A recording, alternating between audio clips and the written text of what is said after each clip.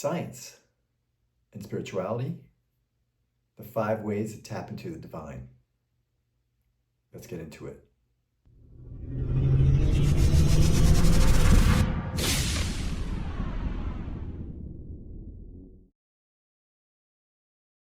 And today, I'm going to talk about the 5 modes of prayer. In my last video, I talked about the science, kind of like the formula of prayer. Today, we're going to give you a blueprint on how to pray. I'm going to talk about the 5 modes of prayer, and you're going to pick the one that works the best for you. So the first prayer, the first mode, is called adoration. And it's exactly how it sounds. It's the awe of God. It's the going out in the night and seeing all the billions and trillions of stars and going, well, you made this out of nothing. That's awe-inspiring. It's like looking at a sunset or a sunrise and just going, that is amazing. And just being in awe of how that works. Just simply the wow of it. That's what adoration is. The second mode of prayer is called thanksgiving or gratitude. It's like a superpower. It's like a magnet for everything that you want. Gratitude is like a superpower that just lets you have whatever you want. Joe Dispenza in Great Britain, these are 2 mystic scientists, talk about how gratitude, and if you stay in gratitude, can alter the chemistry of your body. So once you change your perception, you can change the chemistry of your body. And once you raise your vibration, you are now a magnet for the magnificent. It really is. It's that simple. You also want to use Thanksgiving for when you're praying, if you pray for your meals. It can be as simple as, thank you for this meal. May it give me the energy to do your will. That is like the perfect prayer. You can ask for different things, but mostly when you pray, you're trying to clear any bad energy that's in the food. You give grace, gratitude. Again, if you stay in that mode, it changes your vibration. And once your vibration is changed, you attract a higher frequency, a different frequency. So if you raise your vibration through gratitude, the universe is stoked. The universe will go, here's more things to be grateful for. Here's more things to be grateful for. So instead of thinking about the things you don't want, put that aside and only think of the things that you want and you already have. It's that simple. So the third mode of prayer is the most common. It's called petition or supplication. You're asking God for a specific thing.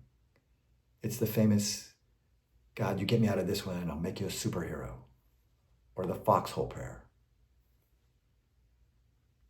It's turning God into your own bellhop, spiritual bellhop, where he's just giving you all these things, everything you ask for. You send him on a mission.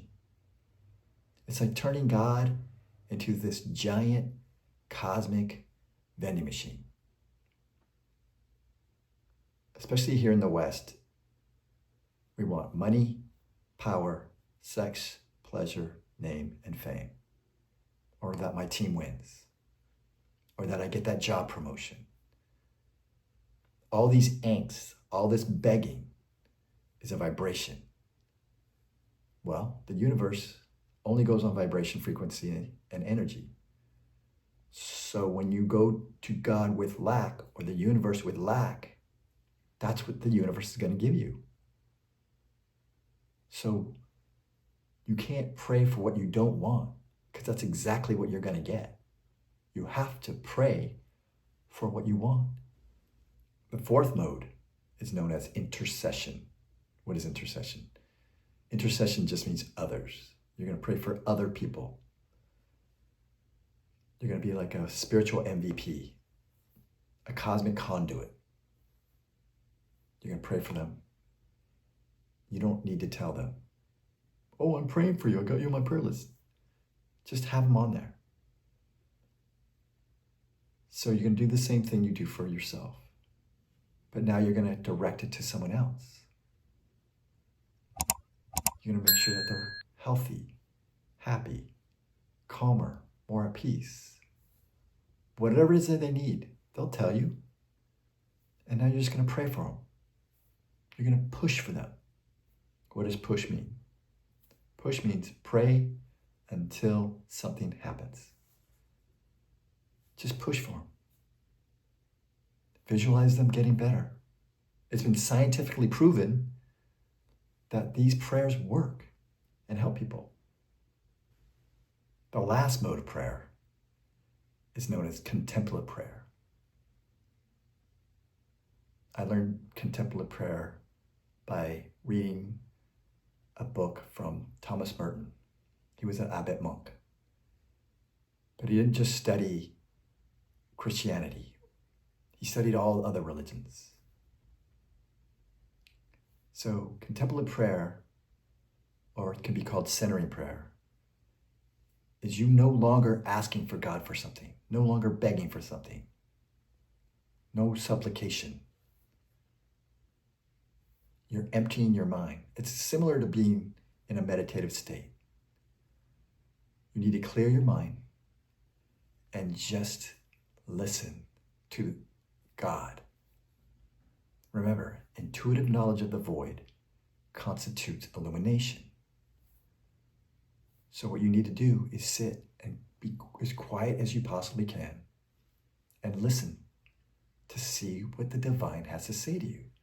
She's always talking. In fact, the universe means one song. Una, one, verse, song, one song. So God's always talking to us. But we can't hear her. Because you know why? The line's always busy. Thinking about lunch, or thinking about what someone said to you, or what you're going to do next. Who's going to win the game? All frivolous things. So it's kind of hard to sit there and not let your head go crazy. So what you're going to do, and this is how you do this, is you either think of a word or a phrase. Your word could be bliss, could be thriving, could be Jesus or Buddha or Krishna. It doesn't matter. It could be a phrase that you like. A passage from the Bible or the Quran or the Torah. It doesn't matter. Make it a short passage, but make it a passage. And every time your mind slips, it's like a mantra. Go back to the passage. Go back to the word. Let's say the word's blessings. Thanks for the blessings. And you're going to just sit there and clear your mind and listen. God will talk to you. The divine will talk to you. It's the art of listening to that small little voice. It helps if you have a question. What's the next thing I should do? Or how do I solve this problem? And just sit there. Don't figure it out. Let the lessons come to you. The bottom line is that these aren't desperate pleas.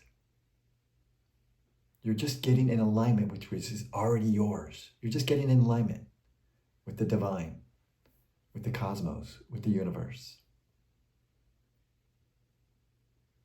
Remember, you've never been taught how powerful you are, how brilliant you are. School is not there to teach you anything other than to be smart enough to run the machines, but not smart enough to ask why.